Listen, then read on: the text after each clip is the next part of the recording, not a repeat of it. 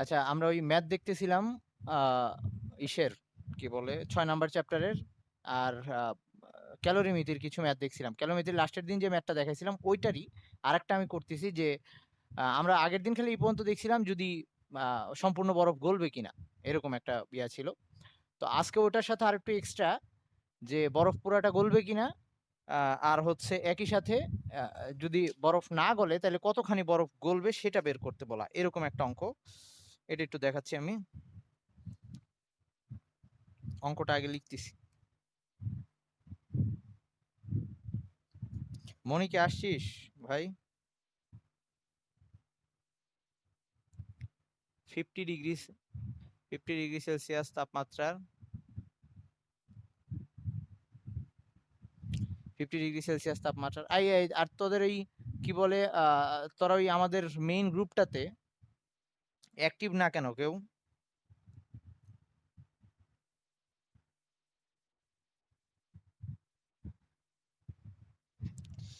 I mean ওই Facebook গ্রুপটাতে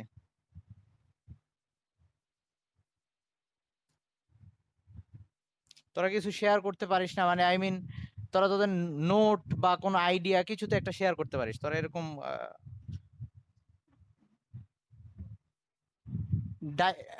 আচ্ছা, এটা নিয়ে আমার একটু ইয়া আছে, দাঁড়া মানে আর কি আমি, ও হ্যাঁ মানে আর কি নর্মাল আমি কয়েকবার চেষ্টা করছি কিন্তু আমি সেটা পারি নাই, কোথায় প্রবলেমটা হচ্ছে এটা একটু ইয়া করা দরকার। দেখি আমি এটা,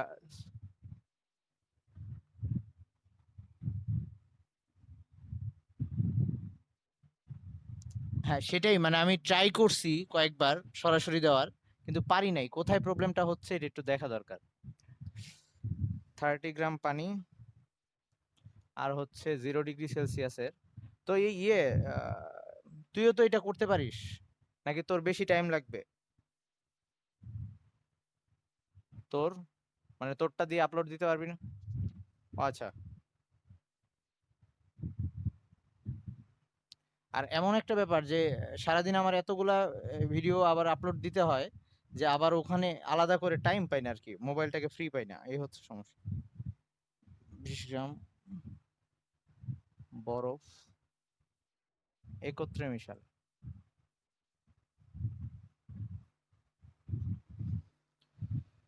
একত্রে মিশালে সম্পূর্ণ বরফ গলবে কিনা সম্পূর্ণ। আচ্ছা, এটা 0 ডিগ্রি সেলসিয়াস না দিয়ে কোশ্চেনে 0 ডিগ্রি সেলসিয়াস দেওয়া আছে, আমি একটু আর একটু ইয়া করার জন্য যাতে অঙ্কটা অন্যভাবে আসলেও তোরা বুঝতে পারিস, ভুল যাতে না হয়, এটা দিলাম -2 ডিগ্রি সেলসিয়াস। মিশালে সম্পূর্ণ বরফ গলবে কিনা, গলবে কিনা, না গললে কতটুকু বরফ না গললে কতটুকু বরফ অগলিত অবস্থায় থাকবে, অগলিত অবস্থায় থাকবে, এটা হচ্ছে কোশ্চেন।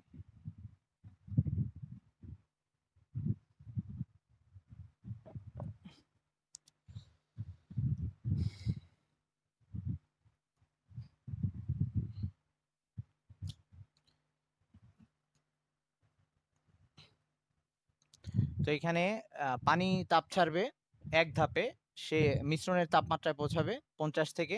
তো আমরা ধরে নিচ্ছি মিশ্রণের তাপমাত্রা, ধরি মিশ্রণের তাপমাত্রা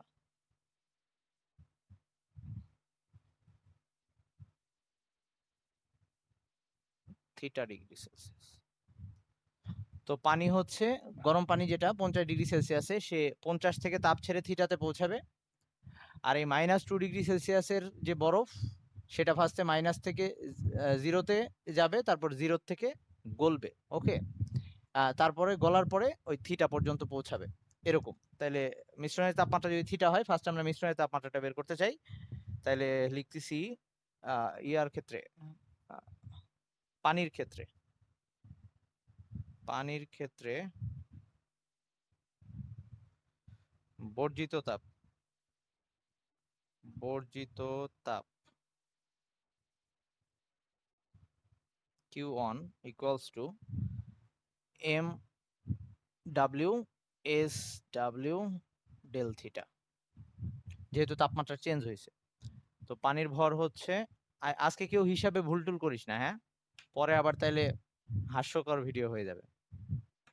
ওই 30 গ্রাম মানে হচ্ছে 30 × 10⁻³ আর SW পানির আপেক্ষিক তাপ হচ্ছে 4200 আর ডেল থিটা হচ্ছে 50 থেকে থিটাতে নামবে 50 - থিটা। শোয়েবের ক্যালকুলেশনটা অনেকটা ঠিকঠাক হয়। শোয়েব একটু বলতো ভাই, একটু কত আসে?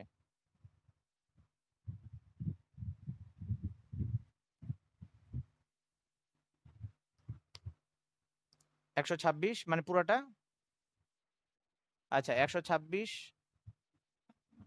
আচ্ছা 50 - থিটা, ওকে থাকুক, ওকে। তো এটা হচ্ছে, আচ্ছা আচ্ছা সমস্যা নেই, সমস্যা নেই। এইটুক হচ্ছে আমাদের পানি, 30°C তাপমাত্রার পানি, যেটা সরি 50°C তাপমাত্রার পানি, যেটা তাপ ছেড়ে দিল। এবার বরফ, বরফ তাপ নিবে হচ্ছে 3টা ধাপে।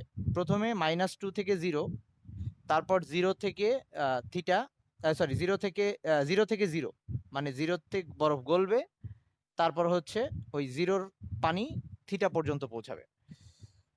তাইলে এটুক মুছলাম, এটুক হয়েছে তো? আচ্ছা নাকি উপরে লিখি?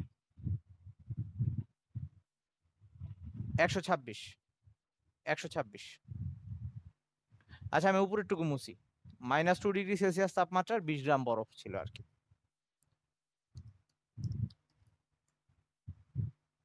তাহলে এবার বরফের ক্ষেত্রে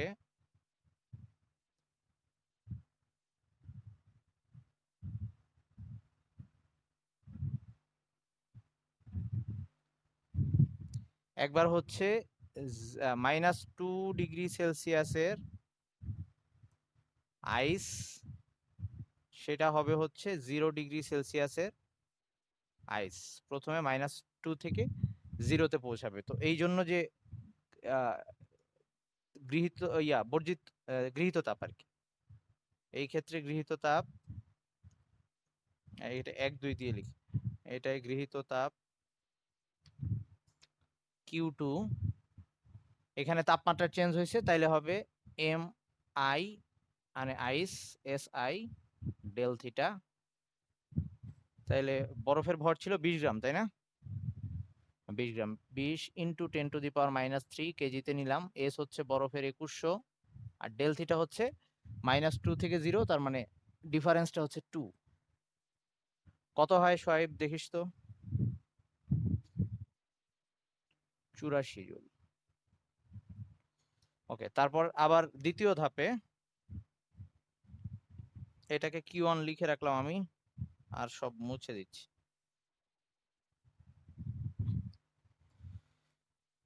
দ্বিতীয় ধাপে হচ্ছে এই 0°C আইস, সেটা হয়ে যাবে 0°C ওয়াটার। এই ক্ষেত্রে যে গৃহীত তাপ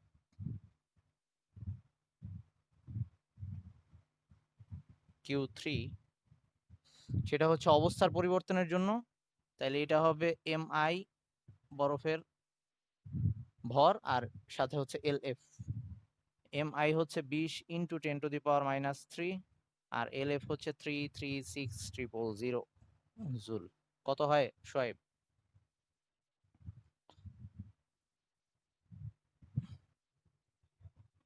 6720। ওকে, আর তারপরে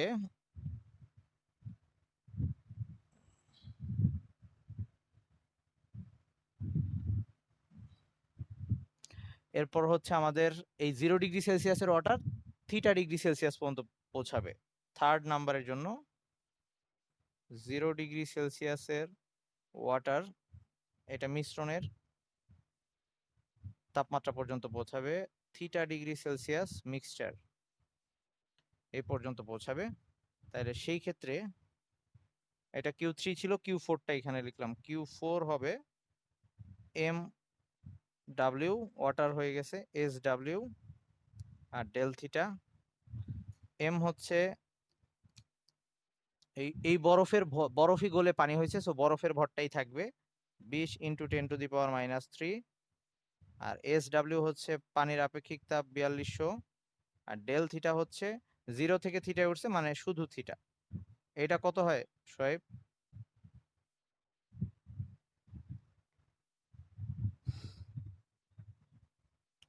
84 থিটা না?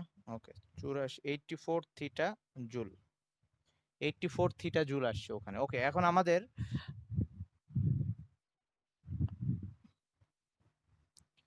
এখন হচ্ছে এই সাদি শুনতেছিস? সাদিকে আছে নাই তো বোধ হয়। আচ্ছা আছে আছে ওকে। আচ্ছা ওকে তাহলে এবার আমাদের আহ, ওই ক্যালোরিমিতির মূলনীতি অনুসারে ছিল যে গৃহীত তাপ ইকুয়ালস টু বর্জিত তাপ, তাহলে এটা ছিল বর্জিত তাপ আর গৃহীত তাপ এই তিনটা, তাহলে আমরা ওই দুইটা তিন সমান লিখবো। Q1 plus Q1 equals to Q2 plus Q3 plus Q4 এই তিনটাকে সমান লিখবো। তো এখানে লিখতেছি আর উপর হ্যাঁ এটা তো একবার বলছিলাম যে বাস্তবে তো পরিবেশে কিছু যাচ্ছেই। ওকে তো আমরা এখানে ধরে নিছিলাম যে এই ক্ষেত্রে যদি কোনো তাপ অপচয় না হয়, এটা আমরা ধরে নিছিলাম। ওকে আচ্ছা মানে ক্যালোরিমিতির মূলনীতির মধ্যেই এই জিনিসটা উল্লেখ করা ছিল যে এই ক্ষেত্রে আমরা ধরে নিচ্ছি কোনো তাপের কোনো অপচয় হচ্ছে না। আচ্ছা এবার আসি তাহলে ক্যালোরিমিতির মূলনীতি অনুসারে ক্যালোরি আচ্ছা তার ক্যালোরিমিতি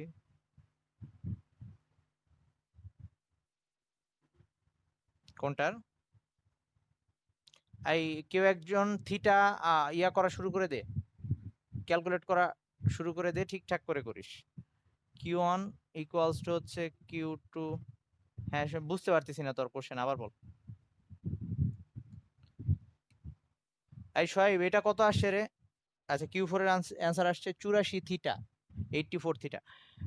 126 ইন্টু এই দুইটা গুণ দিলে 6300, 6300 ওকে minus 126 theta, 126 theta equals to Q2 আসছিল হচ্ছে 84, 84 আর Q3 আসছিল হচ্ছে 6720 আর Q4 আসছে 84 থিটা। ওকে তাইলে এবার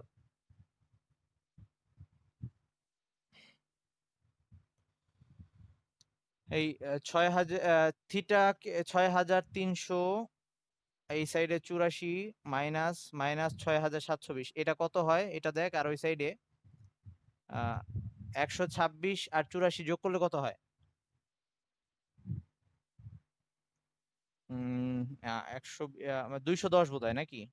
হ্যাঁ 210, 210 থিটা। ওকে এইখানে কত আসছে রে? মাইনাস আসবে,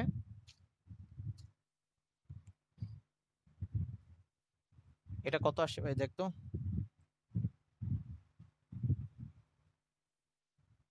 কত 504? হ্যালো মাইনাস 504 না? মাইনাস 504 না? ওকে ওকে তাহলে থিটা ইকুয়ালস টু কত আসতেছে? Minus minus 2.4 degree Celsius. তার মানে বোঝা যাচ্ছে যেহেতু মিশ্রণের তাপমাত্রাটা মাইনাসে আছে, বরফ পুরাটা গলে নাই।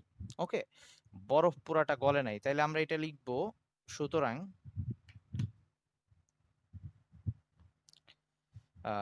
যেহেতু যেহেতু মিশ্রণের তাপমাত্রা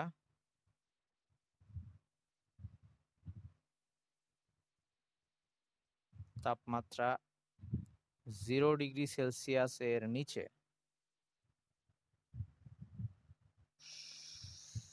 তাই সম্পূর্ণ বরফ গলবে না, তাই সম্পূর্ণ বরফ গলবে না। এখন আমাদের বের করা লাগবে কতখানি বরফ গলছে। এটুক হচ্ছে প্রথম অংশের অ্যান্সার। কখনো কোশ্চেনে এইটুক বললে এই পর্যন্ত রেখে আমরা শেষ করব। তো এবার পরের অংশে বলছে যে তাহলে কতটুকু বরফ গলবে সেটা আমার বের করতে হবে। তাহলে এবার দ্বিতীয় অংশ। হ্যাঁ ভাই বল। ওই তো মানে এটাই, এই যে এটাই মিন করতেছে যে জিনিসটা ইম্পসিবল। কথা বুঝতে পারছিস? যাক আমরা দিছিলাম বরফ হচ্ছে, বরফ দিছিলাম আমরা ইয়া -2 ডিগ্রি সেলসিয়াসের, আর পানি ছিল 30 ডিগ্রি সেলসিয়াস। সরি, পানি ছিল হচ্ছে 50 ডিগ্রি সেলসিয়াস। তো আমাদের নর্মাল কনসেপ্ট কি বলে যে -2 আর 50-এর মধ্যে মিশ্রণের তাপমাত্রাটা হবে। যেহেতু এটা ওই বরফের চেয়েও কম আসছে, তার মানে ব্যাপারটা এরকম ঘটেই নাই যে পুরা বরফ গলে গেছে বা পুরা বরফ ইয়া করছে, তাপ নিছে বা এই এইরকম ব্যাপারটা আর কি। তার মানে এই যে এই যে বরফ দিছি তার চেয়েও তাপমাত্রা নিচে চলে আসছে, এটাই মিন করে যে এটা ইম্পসিবল একটা ব্যাপার, তার মানে পুরা বরফটা গলে নাই। ওকে, এজন্যই যদি আচ্ছা শোন শোন তাহলে শোন শোন তাইলে ওই যে অ্যাবনর্মাল যে একটা টেম্পারেচার আসলো, মানে ওই যখনই থিটা মাইনাসে চলে আসবে মিশ্রণের তাপমাত্রাটা এরকম ক্ষেত্রে, তখন আমরা বুঝে নিব যে সম্পূর্ণ বরফ গলে নাই। ওকে, আচ্ছা এখন সম্পূর্ণ কতখানি বরফ গলছে সেটা যখন বের করব, তাহলে দ্বিতীয় ক্ষেত্রে আমরা ধরে নিব এম কেজি ভরের বরফ গলছে, তারপর ওই এম কেজি ভরটা বের করব। ওকে, তাহলে আমরা একটু লিখে ফেলি এখন।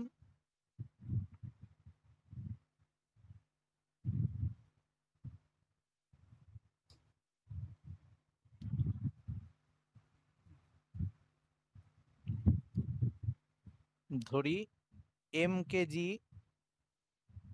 বরফ বা গলিত, এভাবে লেখ, ধরি গলিত বরফের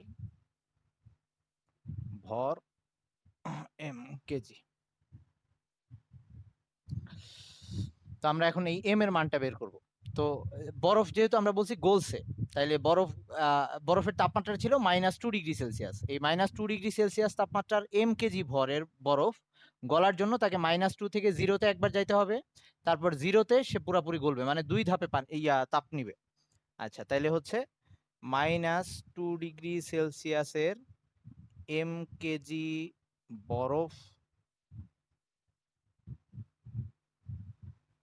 গলতে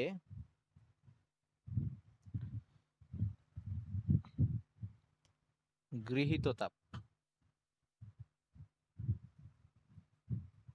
গৃহীত তাপ এটাকে আমি একবারে লিখে দিলাম। ওটা আগে আমাদের লাস্টে কিউ কত লিখছিলাম, Q4 বোধহয় লিখছিলাম, তাই না?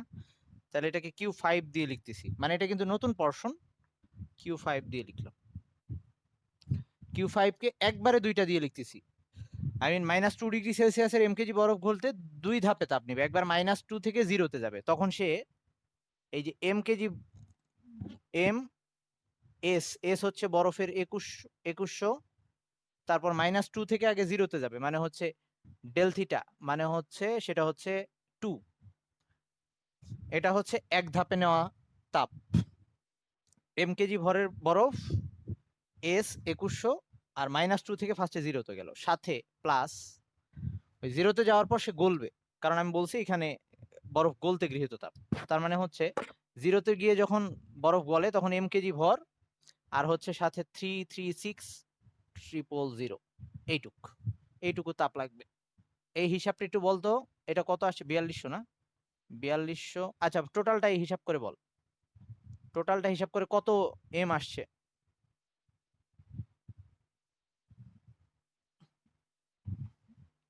এখানে কত আসে?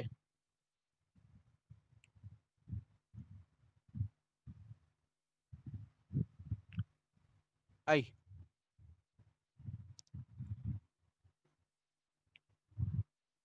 200।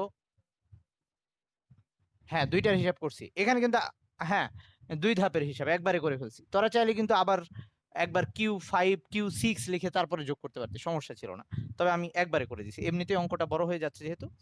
আচ্ছা, এটা কিন্তু এই জুল কিন্তু আলাদা একক, হ্যাঁ, এটা হচ্ছে এম। তো এখন আসি, এই বরফ যে গলবে সে কার থেকে তাপ নিবে? ওই পানিটা থেকেই। আর পানি কতখানি তাপ ছাড়ে? পানিকে নেমে আসতে হবে তাহলে এই যে 0 ডিগ্রি সেলসিয়াস পর্যন্ত। পানি হচ্ছে 0 ডিগ্রি সেলসিয়াসে আসবে। 0 ডিগ্রি সেলসিয়াসের যদি পানি 0-তে নেমে আসে, তাহলে এইবার 50°C, যেহেতু এই বরফ গলবে 0-তে, তার মানে পানিটা 50 থেকে 0-তে নেমে আসবে। তাইলে 50°C তাপমাত্রার পানি 0°C নেমে আসতে। হ্যাঁ ভাইয়া বল।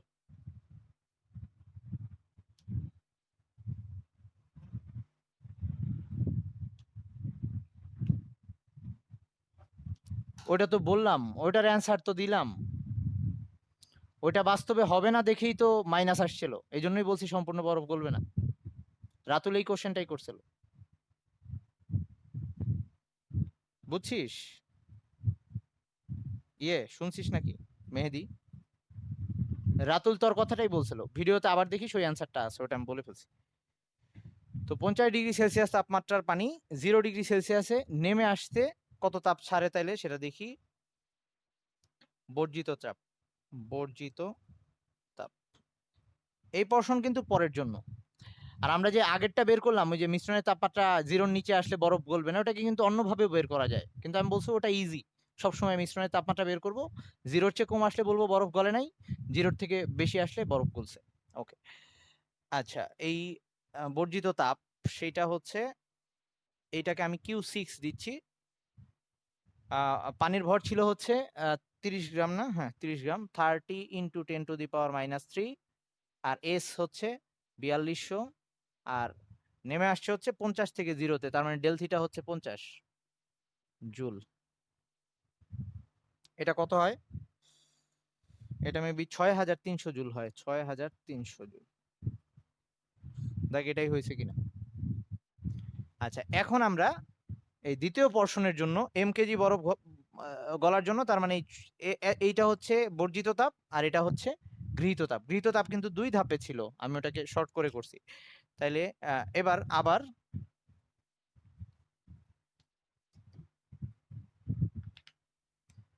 আবার ওই ক্যালোরিমিতির মূলনীতি অনুসারে ওই কথা লিখলাম না, যে Q5 = Q6, তার মানে Q5টা আসছে আমার 3000, মানে 34022 m, আর এখানে Q6 আসছে হচ্ছে 6300 জুল। তাহলে এম এর মান কত আসে দেখ, দশমিকে আসবে 0.011 কেজি। তাহলে এটা 19, 0.019। ওকে, এটাকে যদি গ্রামে নেই, গ্রামে নেওয়া মানে হচ্ছে 19 গ্রাম। ওকে, তার মানে বরফ গলছে কতখানি? 19 গ্রাম, আর বরফ আমাকে দেওয়া হয়েছিল 20 গ্রাম, তার মানে গলে নাই এরকম বরফ কতখানি আছে? 1 গ্রাম। তো সেটা একটু লিখে দিই। সুতরাং অগলিত, কখনো এটাও বলতে পারে যে কতখানি বরফ গলবে, তখন এই অ্যান্সারটা এখানেই শেষ হয়ে যাবে।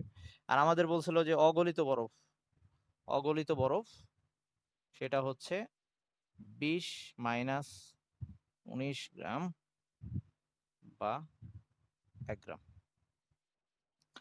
ওকে, তার মানে এটা আমাদের অ্যান্সার, যে 1 গ্রাম বরফ অগলিত অবস্থায় আছে, পুরাটা গলে নাই। তো যদি অঙ্ক কঠিন করে তাইলে এইরকম অঙ্কই আসবে, এর চেয়ে বেশি আর কঠিন আসবে না। আর একাধিক বস্তু মিলে এরকম দিতে পারে, যে একটা তামার গোলক দিয়ে দিল, গরম পানি দিল, তারপরে ঠান্ডা পানি, এরকম 3-4টা যাই দিক, প্রত্যেকটার জন্য আলাদা আলাদা করে তাপ কতখানি ছাড়ছে বা নিছো সেটা বের করে মিশ্রণের তাপমাত্রাগুলো নির্ণয় করা যাবে। আচ্ছা, এখন আমরা একটু ইয়াতে চলে যাই। দাঁড়া, ওই যে আমাদের এখানে যে গ্যাসের কিছু, হ্যাঁ এই অঙ্ক শেষ।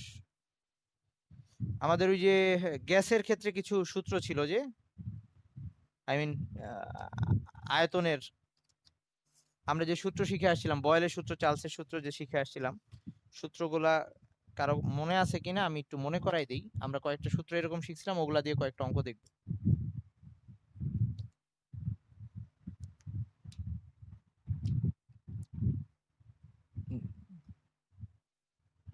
সবার জন্যই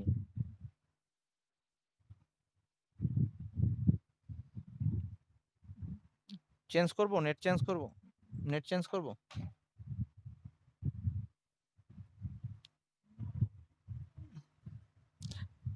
এই নেট চেঞ্জ করব নাকি? আচ্ছা তাহলে একটু লাইনে থাক, ওয়েট। আচ্ছা শোন, কিছু সূত্র ছিল, এই যে গ্যাস সূত্র যেগুলা পড়ছিলাম আমরা। আচ্ছা, নোয়াখালীতে গেলে হবে না?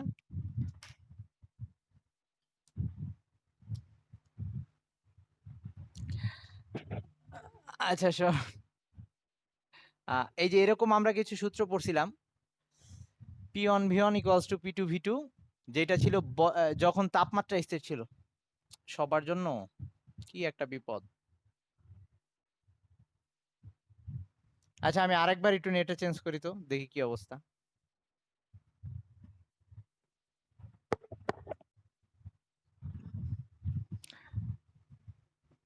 ওকে তাইলে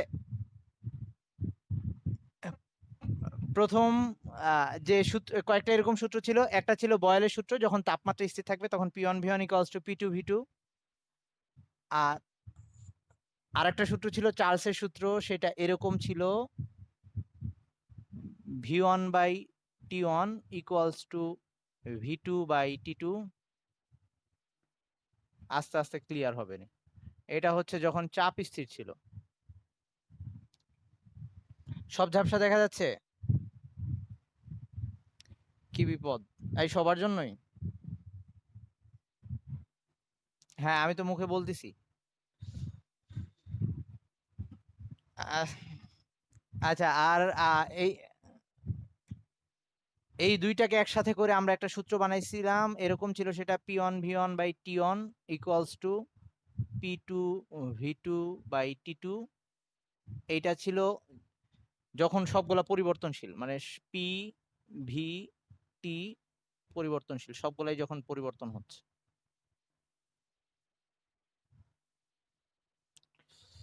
ওকে, এইটা আরেকটা ছিল। তারপর আরেকটা শিখছিলাম আদর্শ গ্যাসের সমীকরণ, সেটা ছিল পিভি ইকুয়ালস টু এন আর টি। এটা ছিল। আচ্ছা আচ্ছা, এই মোটামুটি চারটা। আর কি কোনো সূত্র লেখাই দিছিলাম তোদের? পি ওয়ান ভি ওয়ান, আচ্ছা এখানে পরিবর্তনশীল, পরিবর্তনশীল মানে ওইটা সবগুলা পরিবর্তন হচ্ছে, এখানে তো একটা স্থির ছিল, এখানে সবগুলা চেঞ্জ হচ্ছে। ওকে আচ্ছা, তো এইরকম আমরা কয়েকটা সূত্র শিখে আসছিলাম। এখানে কোনটার পরিচয় কি ছিল? পি দিয়ে চাপ, ভি দিয়ে আয়তন। হ্যাঁ হ্যাঁ, মুছি নেই মুছি নেই। টি দিয়ে হচ্ছে তাপমাত্রা, সেটা হচ্ছে কেলভিন তাপমাত্রা। আর এই আর ছিল একটা কনস্ট্যান্ট, কনস্ট্যান্টটার মান এরকম ছিল, আর এর মানটা এরকম ছিল 8.31। তোদের কি 4 লিখে দিছিলাম না 6 লিখে দিছিলাম?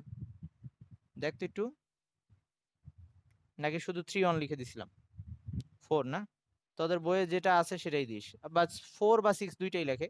জুল পার মোল পার কেলভিন। আর এন হচ্ছে মোল সংখ্যা।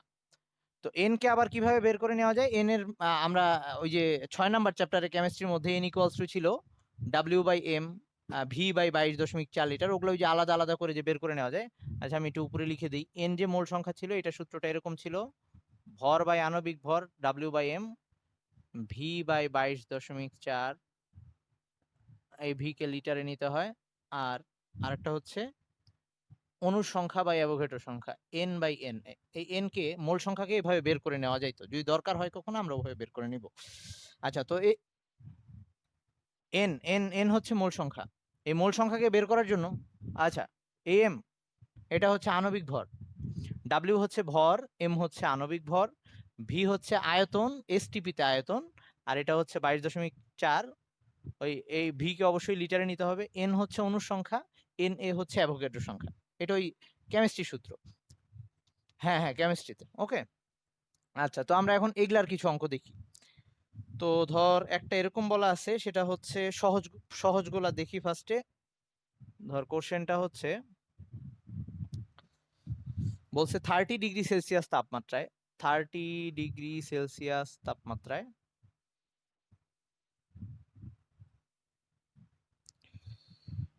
0.75 এটিএম, 0.75 এটিএম চাপে একটি গ্যাসের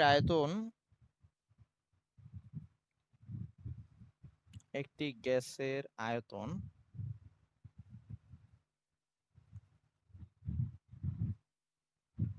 আচ্ছা 30 ডিগ্রি সেলসিয়াস তাপমাত্রায়, 30 ডিগ্রি সেলসিয়াস তাপমাত্রা একটি গ্যাসের আয়তন 0.55 লিটার হলে 0.55 লিটার হলে ওই তাপমাত্রায়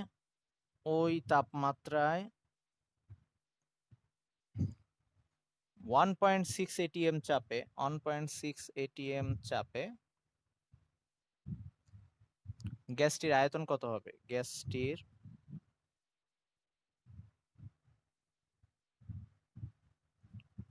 আয়তন কত? এটা হচ্ছে কোশ্চেন, যে 30 ডিগ্রি সেলসিয়াস তাপমাত্রায় 0.75 atm চাপে একটা গ্যাসের আয়তন 0.55 লিটার হলে ওই তাপমাত্রায় 1.6 atm চাপে গ্যাসটির আয়তন কত হবে? তো এখন কথা হচ্ছে এখানকার কোন সূত্র, এখানে কোনটা স্থির, কি মনে হয়? কোনটা স্থির? এখানে তাপমাত্রা স্থির 30 ডিগ্রি সেলসিয়াস বলা হয়েছে ওই একই তাপমাত্রায়, হ্যাঁ? তার মানে ওই প্রথম সূত্রটা এভাবে দেখে বোঝা লাগবে, কোশ্চেন দেখে বোঝা লাগবে। তার মানে just P on V on equals to P two V two. তো এইখানে একটা এই সূত্রটা ইউজ করার ক্ষেত্রে পি অন হচ্ছে আদি পি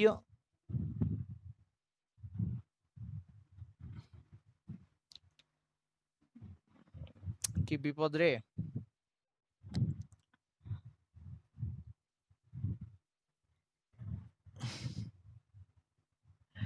আচ্ছা একটু কষ্ট করে দেখ, দাঁড়া শেষ করে দিচ্ছি একটু পরে। তো পি অন হচ্ছে আদি চাপ হচ্ছে 0.75 atm 0.75 atm। এখন একটা কথা আছে, আমরা এইসব অঙ্কের ক্ষেত্রে এগুলাকে প্যাসকেলে নিয়ে নিতে পারি, সবগুলাকে এসআই এককে নিতে পারি। আবার এটা না করলেও চলবে, যেহেতু দুই পাশে একই রাশি আছে, আমি যদি এই সাইডে এটিএম নেই ওই সাইডেও অ্যান্সারটা এটিএমে আসবে। মানে সহজ কথায় চাপ দুইটার একই একক হওয়া লাগবে, ভিও দুইটার একই একক হইতে হবে, এরকম ব্যাপার। কিন্তু তোরা যদি কনফিউশন এড়াইতে চাস তাহলে আমরা সবসময় এসআই এককে কনভার্ট করে নিতে পারি চাইলে। যে আমরা এসআই একক হচ্ছে, এসআই এককের জন্য একটা সূত্র লিখে দিছিলাম যে এটিএম এর সাথে সম্পর্কগুলা কেমন ছিল আমি একটু মনে করাই দিই। যে 1 এটিএম ইকুয়ালস টু ছিল 101,325 প্যাসকেল বা নিউটন পার মিটার স্কোয়ার। এটাকে আবার লেখা যেত এই 101.325 কিলো প্যাসকেল। এটাকে চাইলে আবার লেখা যেত 76 সেন্টিমিটার পারদ-চাপ, মানে হচ্ছে সবাই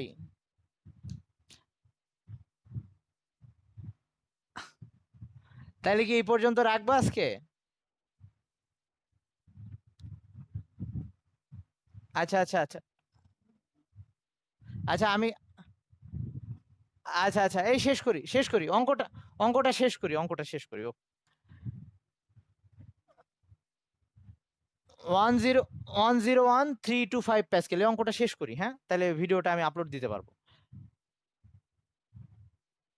আচ্ছা 0.75 এটার সাথে হচ্ছে 101,325 প্যাসকেল, মানে আমরা ইয়াতে নিয়ে যাচ্ছি এসআই এককে।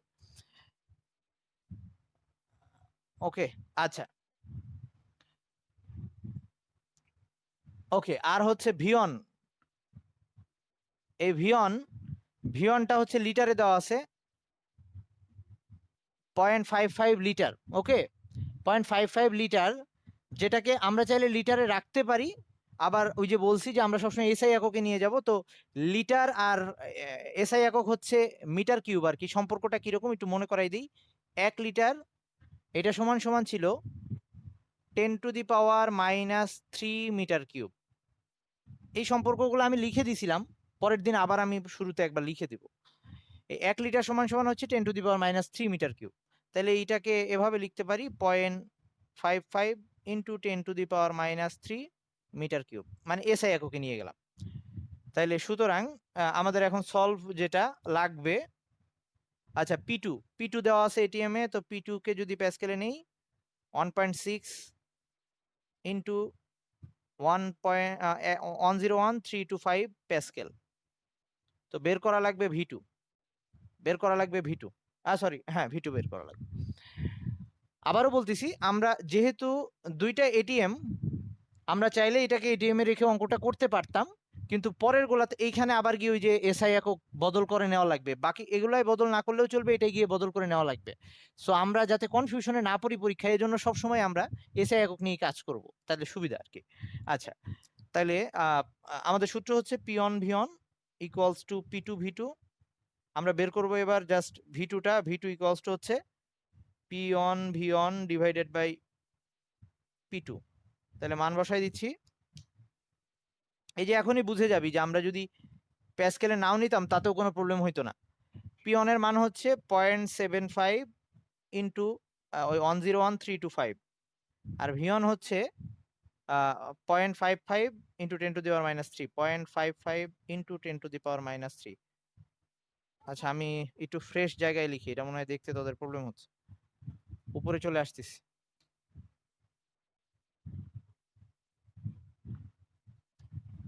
আচ্ছা আচ্ছা, ওয়েট, আমি শেষ করে দিচ্ছি। এই উপরে নিয়ে আসলাম এটাকে। পিয়ন হচ্ছে 0.75 101,325 ইন্টু এই যে আয়তন ছিল 0.55 ইন্টু 10⁻³ আর ইসের কে বলে এই যে পি2, যেটা পি2 হচ্ছে 1.6 ইন্টু 101,325। এই এখন দেখ, যদি আমি প্যাসকেলে নাও নিতাম তাতেও কোনো সমস্যা ছিল না, এটা কাটাকাটি চলে যেত, কারণ একই একক যেহেতু। ওকে, আর এই যে এইটা এবার কত আসে এটা হিসাব করলে মেবি, হ্যাঁ, মানে কত আসছে ভাইয়া? আচ্ছা এভাবে, আচ্ছা আচ্ছা, আমি যদি এভাবে লিখি এটা আসবে। আচ্ছা দাঁড়া, আমি এভাবে লিখছি, হ্যাঁ এভাবে লিখলে 0.258 ইন্টু 10⁻³ এরকম আসার কথা বোধ হয়, যদি আমি এখানে পয়েন্ট দিই। ওকে, আচ্ছা। আর এটাকে তোরা যে কোনো ভাবে লিখতে পারিস। এইটা মানে হচ্ছে, এই যে এইটা মানে তো লিটার ছিল, মানে হচ্ছে 0.258 লিটার। তার মানে দেখতে পারতেছিস, আমি যদি এটাকে লিটারে নাও মিটার কিউবে নাও নিতাম কোনো প্রবলেম হইতো না, কিন্তু কনফিউশনে না পড়ার জন্য সবসময় আমরা ওই এসআই এককে নিয়ে নিব। আচ্ছা, আজকে তাহলে এই পর্যন্ত থাকুক, পরের দিন যদি নেট ভালো থাকে আমরা এগুলা দেখবো নি ইনশাল্লাহ। আর এই শোন, রবিবারে কিন্তু পরীক্ষা ছিল, রবিবারে এক্সাম ছিল, ওই জৈব যৌগীয় শ্রেণী বিভাগটা সহ হাইড্রোকার্বনের যে শ্রেণী বিভাগ ওইটা আবার পড়বি, সাথে ওই যে আমি 3টা নতুন দিয়ে দিছি, শীট দিয়ে দিছি ওই গ্রুপে, ওগুলো মুখস্থ করবি। সমগোত্রীয় শ্রেণী আমি, আচ্ছা হাইড্রোকার্বনের যে কোশ্চেনটা এভাবে ধরবো, ধর বললাম সম্পৃক্ত হাইড্রোকার্বন কাকে বলে বা অসম্পৃক্ত হাইড্রোকার্বন কাকে বলে, তারপরে আমি তোকে বললাম যে তুই 3 কার্বন বা 4 কার্বনের একটা সম্পৃক্ত হাইড্রোকার্বন কিভাবে গঠন, মানে গঠনটা বল, আমি বোর্ডে লিখবো, এরকম আর কি, বুঝছিস? তারপরে চাকরিক হাইড্রোকার্বনের সংকেত জিজ্ঞেস করলাম কোনোটা, বা তুই উদাহরণ দিলি সেটার গঠন কেমন, হ্যাঁ এভাবেও জিজ্ঞেস করব। ওকে, দেখিস যে এটুক পেন নেওয়ার দরকার নেই, পড়া হইলেই হলো। আচ্ছা, আজকে এই পর্যন্ত তাহলে শেষ করতেছি, আমি পরের দিন আমরা এগুলা নিয়ে অঙ্ক দেখবো। এবং মেহেদি আমাদের ওই যে 5 নাম্বার চ্যাপ্টার করানোর সময় এরকম একটা অঙ্কেরই বলছিল যে ওইটা করাই দিতে, তো এগুলা এখন আসবে। আচ্ছা ভাই, ঠিক আছে, তো আমি করতেছি, ক্লাস অফ করতেছি। আল্লাহ হাফিজ।